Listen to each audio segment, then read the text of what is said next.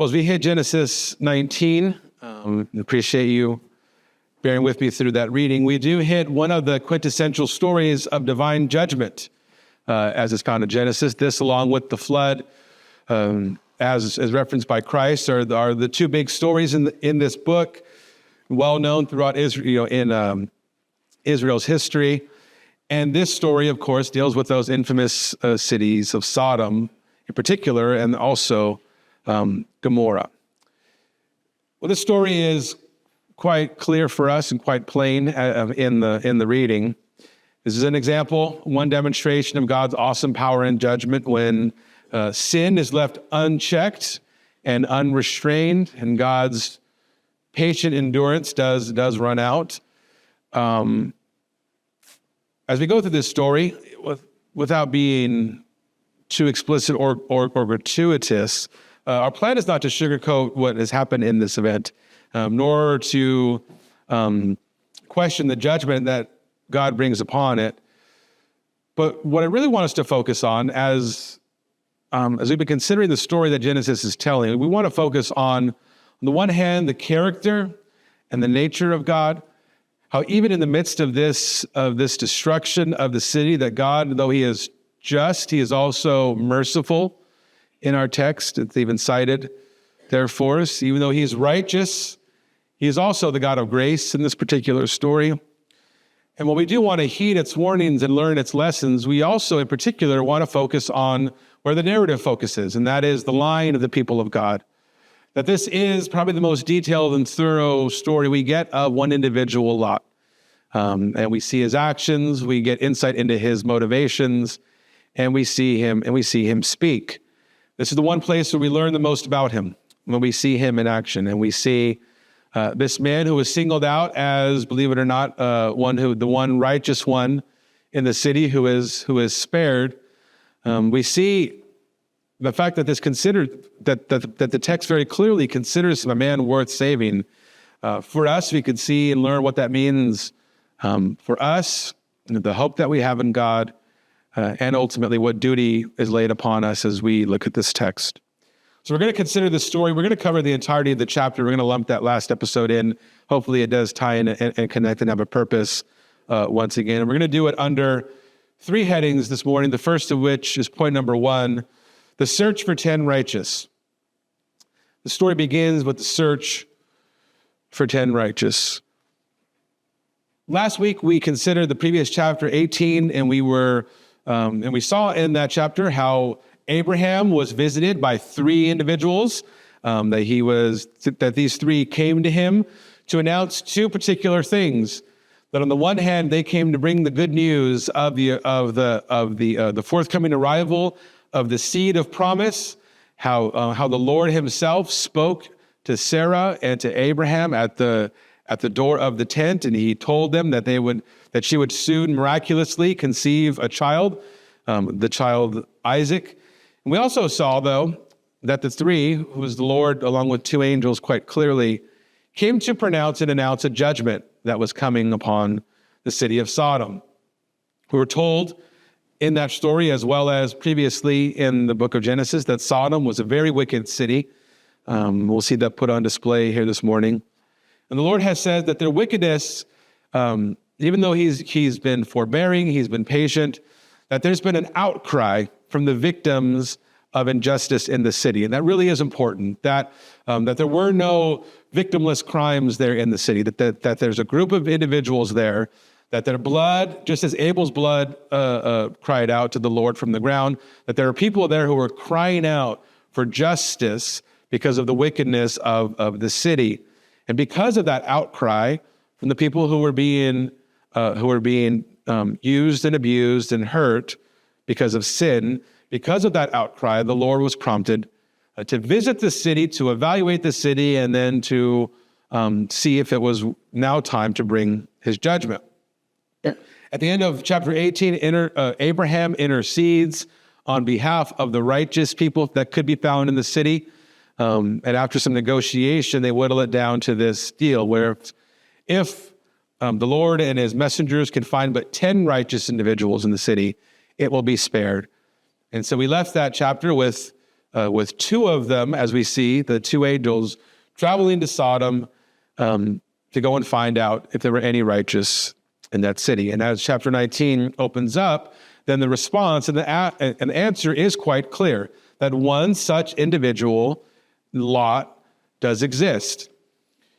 Verse 1 opens, the two angels came to Sodom in the evening, and Lot was sitting in the gate of Sodom.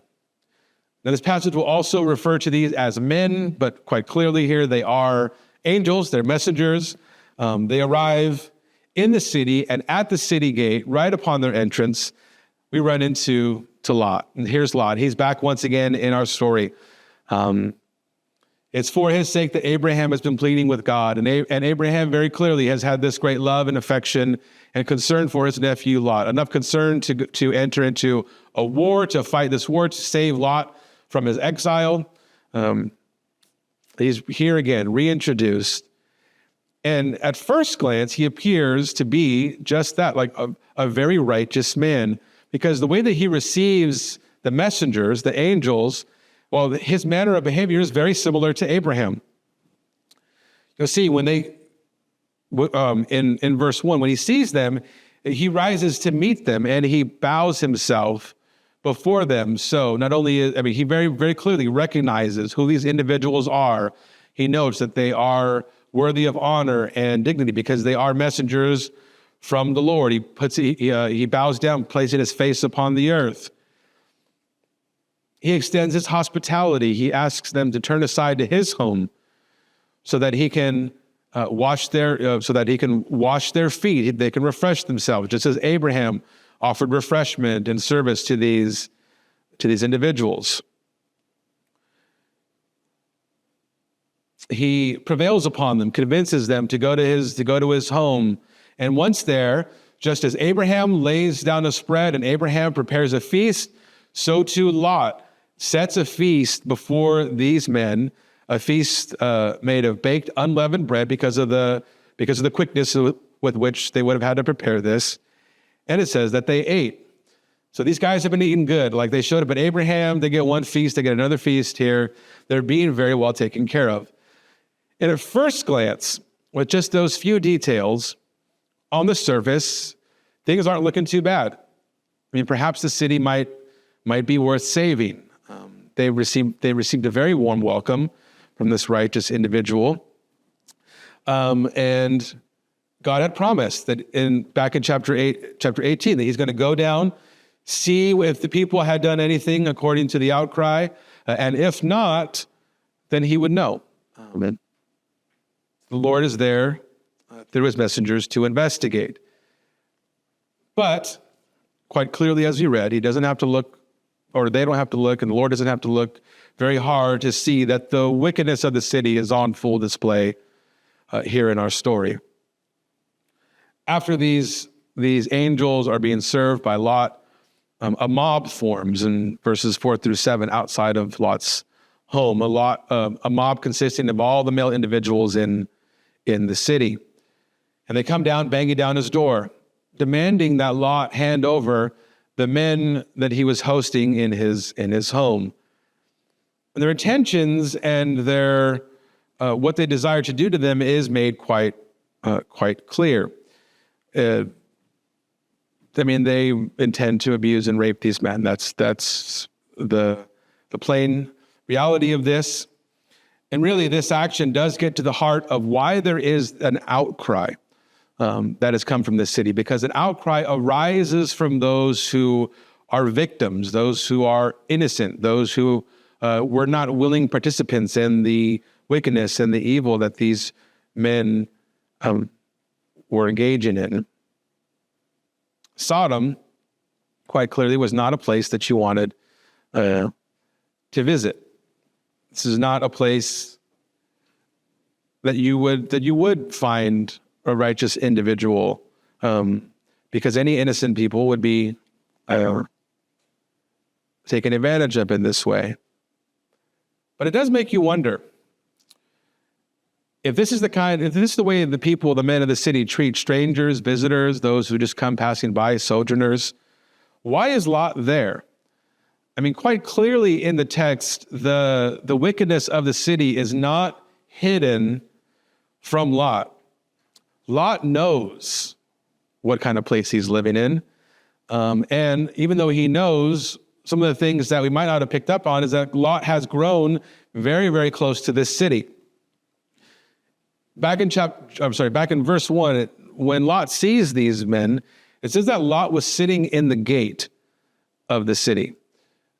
Now that tells us something very important. It tells us that Lot was no longer just a citizen of the city. Remember when it started? Lot first started by sojourning and pitching his tent, camping next to the city. And then we see him again, and then he's been taken captive as the forces of Sodom's enemies come in and they capture Lot because he's moved into the city. Here now, he's even gotten deeper in. He's now become an elder, one of the rulers of the city, because it was the fashion of a city such as this for the elders to preside at the city gate. That's where they decide all matters of governance in the city. Think of the book of Ruth, which we studied, where after Ruth has her late night conversation with Boaz, Boaz then goes where? He goes to the gates of the city to resolve the disputed inheritance of Naomi with her redeemer. The city gate is where city business was taken care of and where city leaders would have been posted. And that is where we encounter Lot here. Lot has become a leader of this city. And very clearly in verses 2 through 3, he knows what kind of city Sodom has become.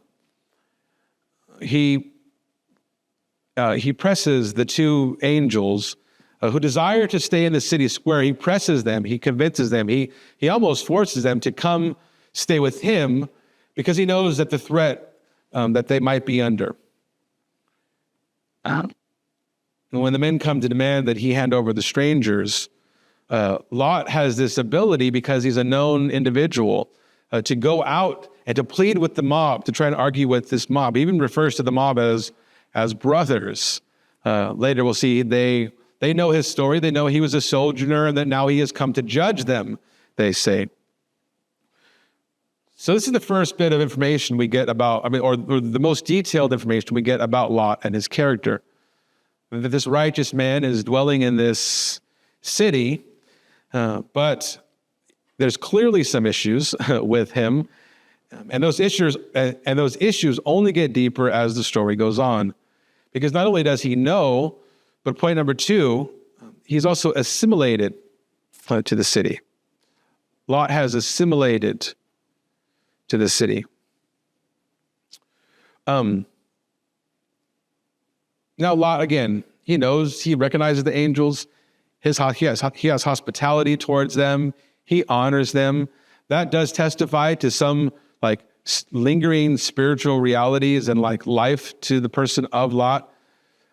But he demonstrates and he proves himself to be a very compromised individual, to say the least. He is not fully above the evil of the city, and he has not been above reproach. He has not gone unaffected in his mind and will when it comes to the wickedness of the city. Lot is what we would call in Christian lingo, unequally yoked, right? He's lost his distinctiveness. He's become a man of the world, truly. He's always had this bent, Lot. We always find him, leaving the sojourning life and pursuing the life of the city. And even when he's taken captive, he still goes back to Sodom. He loves the world and the things of the world. And that love shows forth in this reprehensible way that he acts next. The mob, as we read, they demand the visitors that Lot hand them over. And then he does something which is truly horrific. And don't let anyone tell you reading this that, to try to explain this behavior away, say it was a custom or whatever, that this is bad, what Lot proposes. He proposes to hand over his 2 daughters to the men of the city.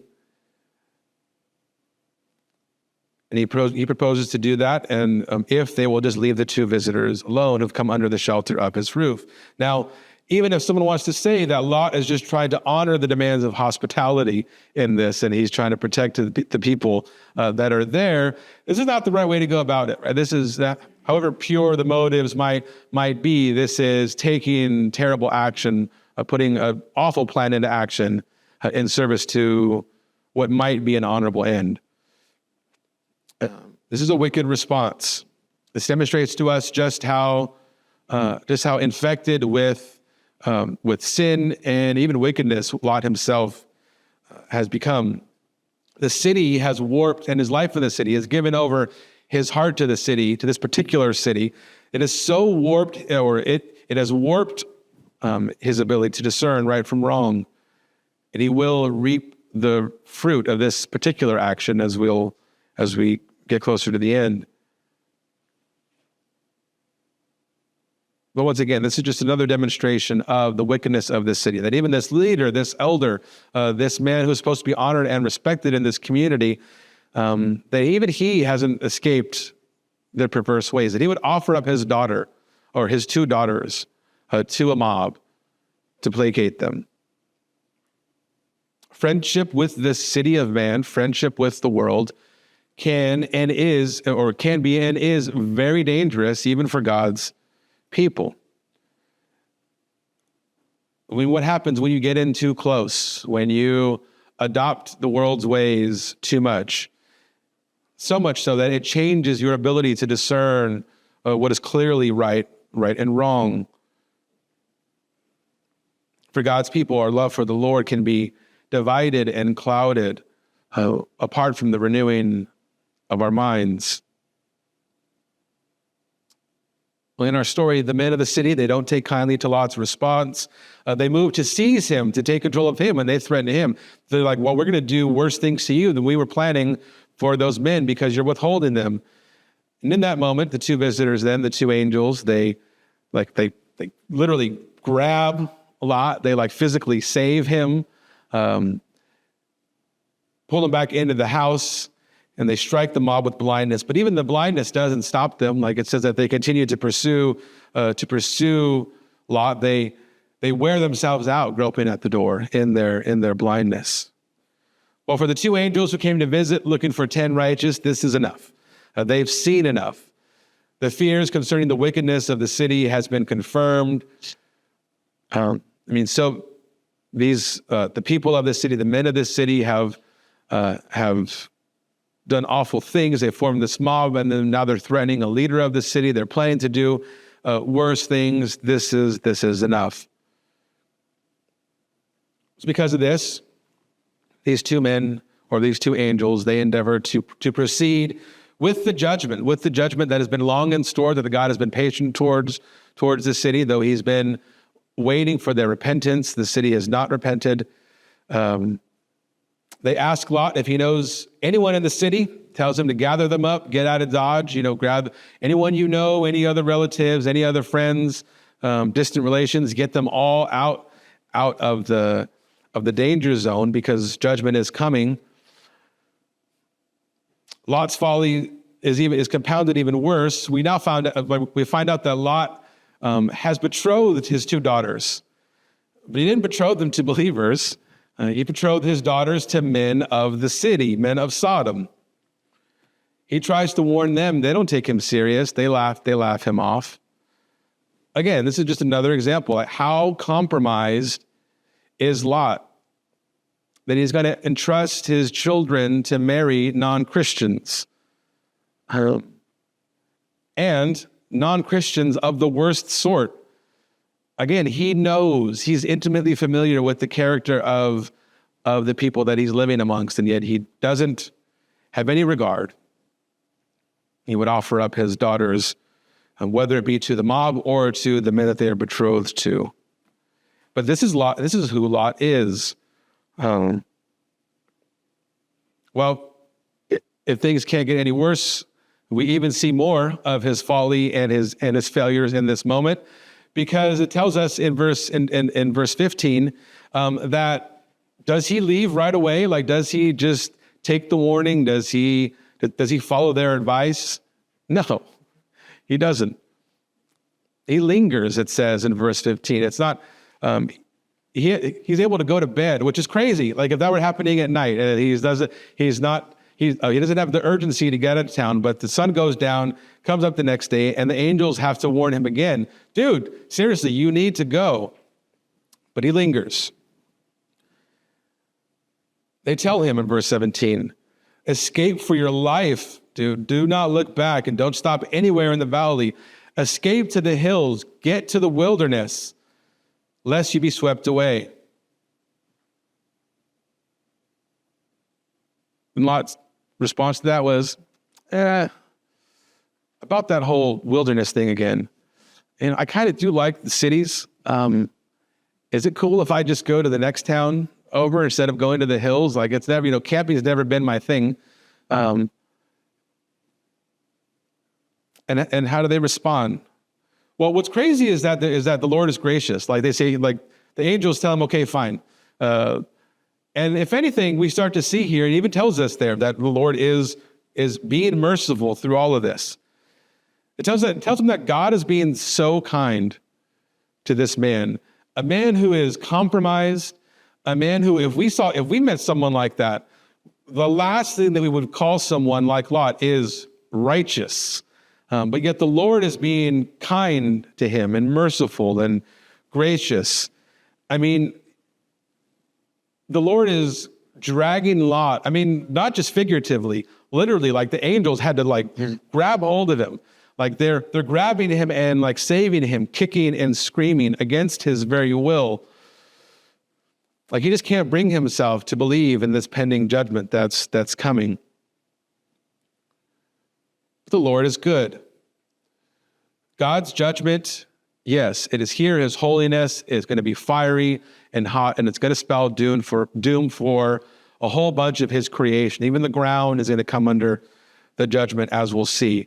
But even in this episode, the Lord remains gracious and merciful, slow to anger and abounding in steadfast love. His kindness is shot through this story, and it's probably one of the things we don't see or consider most when we hear of Sodom and Gomorrah. He's endured the injustice of this place a long time.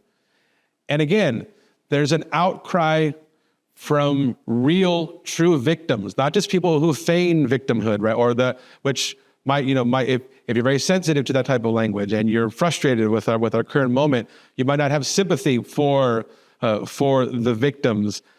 These are people who are being used, abused, raped, likely put to death. And their innocence has been crying out to God for justice, demanding that something be done in retribution. And the Lord has heard their cries.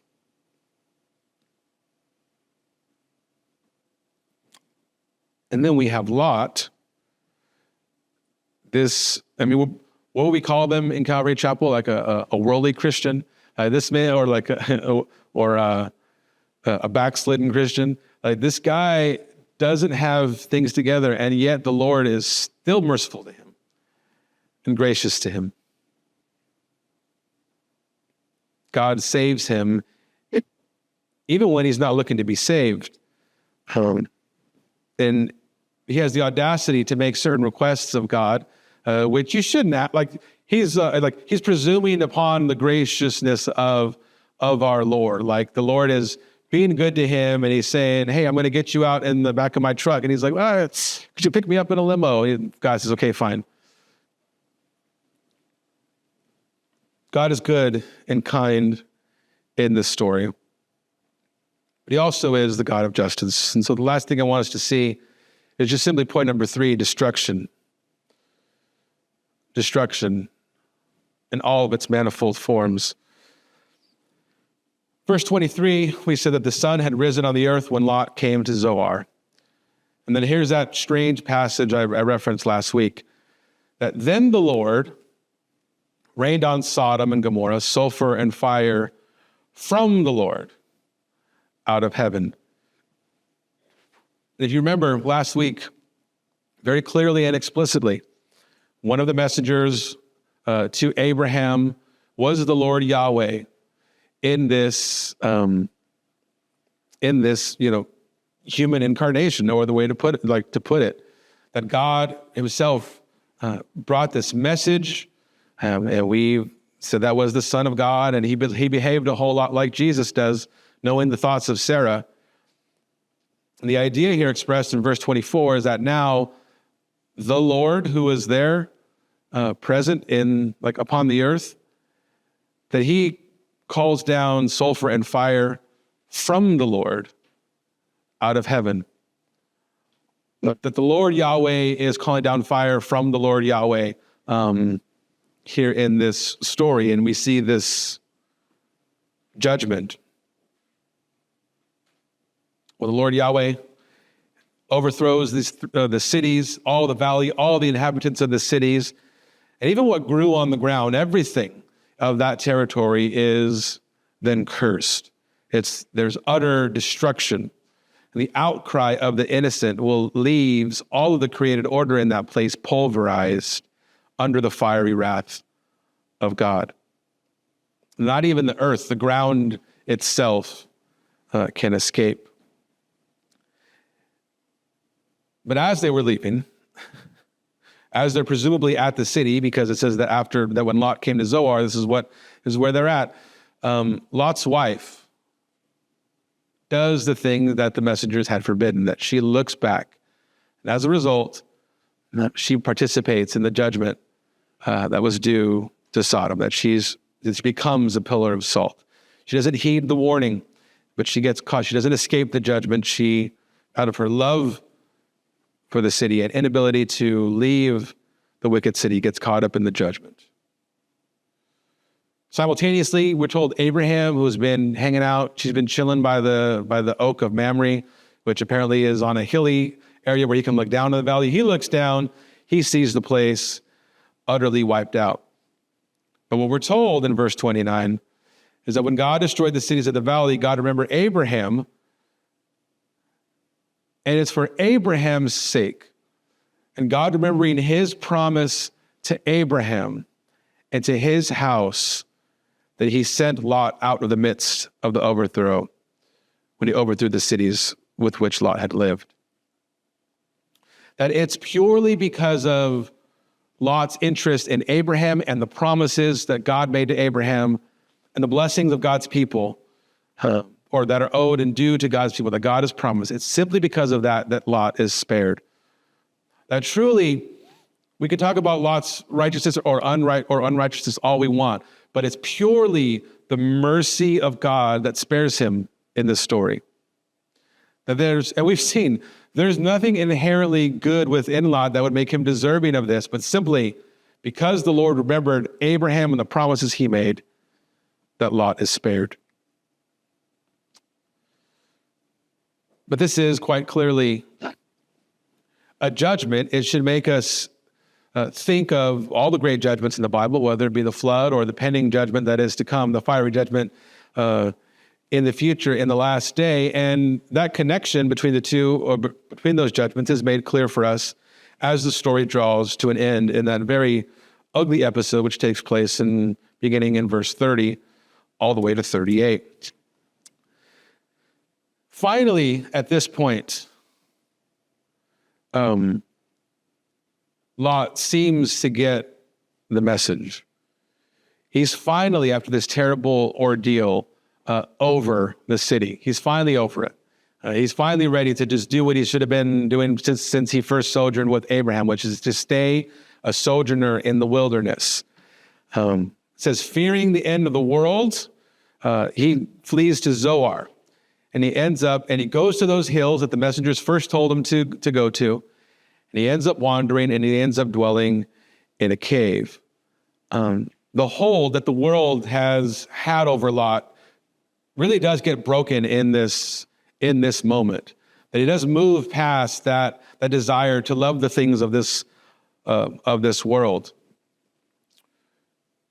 But for Lot and his daughters, they can't outrun the distortion and the warping of their moral compass and everything that has happened to them from their time spent in the city of man, in the city of man. They think the end of the world has come, and rightfully so. I mean, we got the Lord raining down fire from heaven. That seems like a bad omen.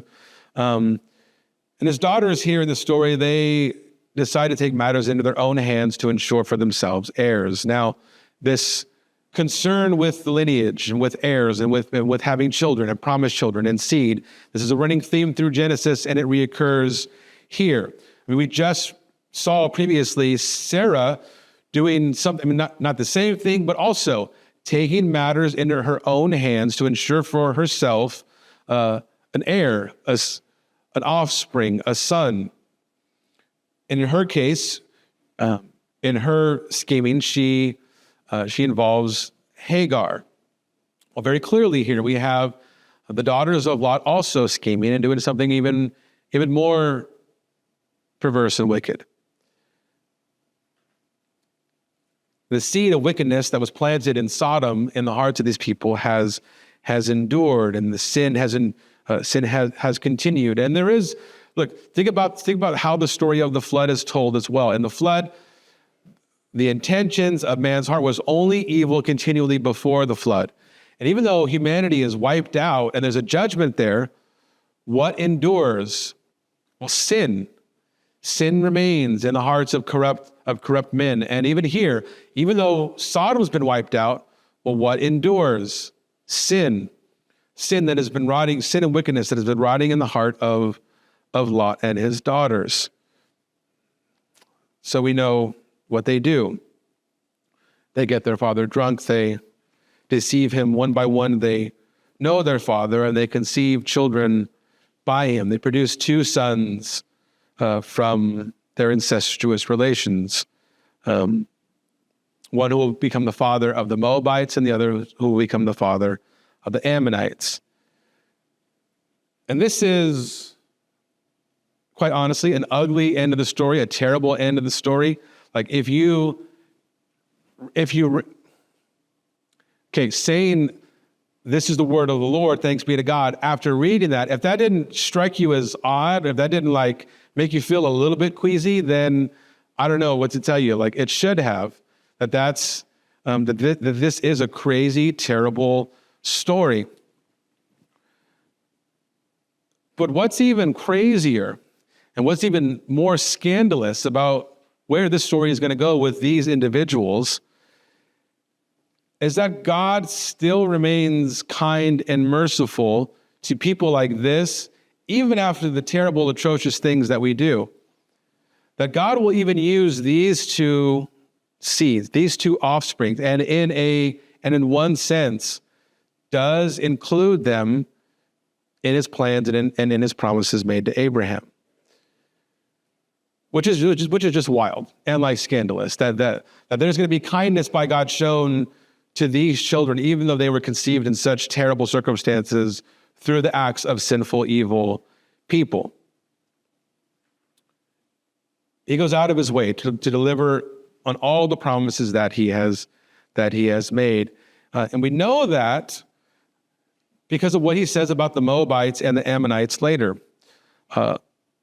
When the people are in the book of Deuteronomy, after the people have wandered, when they're receiving this final sermon from Moses, and again, they're getting instructions for what will become the conquest under Joshua, there's a couple of notes that Moses gives the people in his speech, and they're found in chapter 2.